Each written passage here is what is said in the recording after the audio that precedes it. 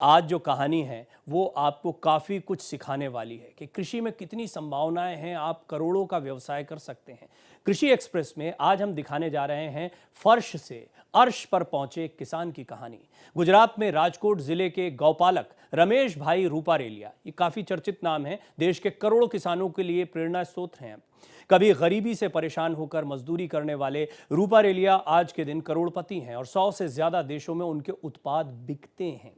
अगले आधे घंटे तक वो हमारे साथ रहेंगे। इस दौरान हम उनसे जानेंगे उनकी प्रेरणादायक कहानी और आपके लिए टिप्स भी कि कैसे किसान भी व्यवसाय की दृष्टि से अपनी खेती किसानी को आगे बढ़ा सकता है, किस तरीके से प्रोडक्शन के साथ साथ में प्रोसेसिंग को भी वो समझ सकता है। उससे पहले उनके जीवन पर ये रिपोर्ट देखिए।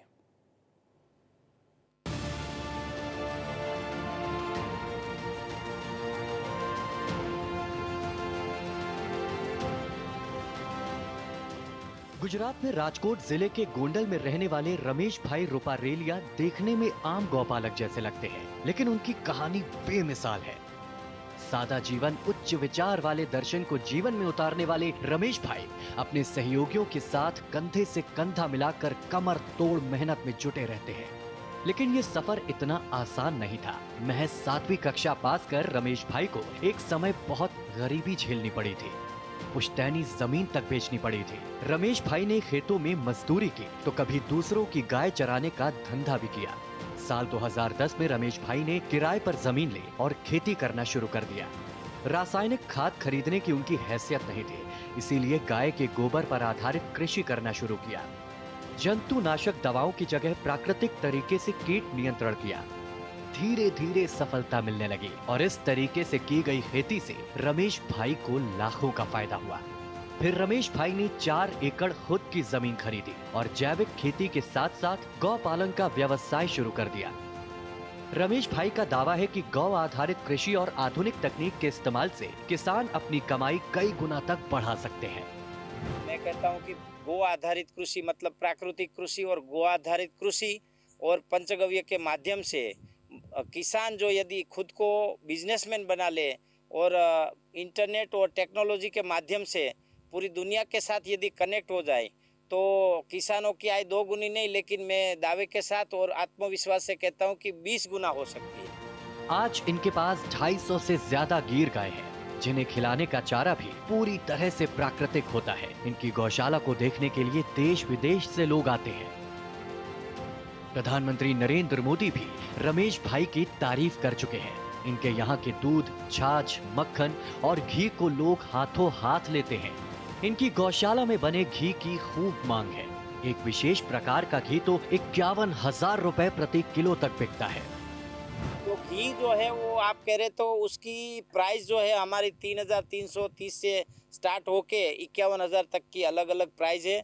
और जो अलग अलग उसमें हर्बल प्रोडक्ट पड़ते हैं उस प्रकार से, जैसे 51,000 वाला घी है उस पर ज़रूर सवाल खड़े होंगे आपके, तो मैं पहले से ही जवाब दे देता हूँ कि जो 51,000 का जो घी कह रहे हैं हम कामदेव घृतम, वो रसरत्नाकर एक शास्त्र है उसके रेफरेंस से बनता है और उसमें 8,000 से लेके 22,000 की किलो ऐसी लगभग 34 मतलब 34 हर्बल प्रोडक्ट उसमें पड़ते हैं।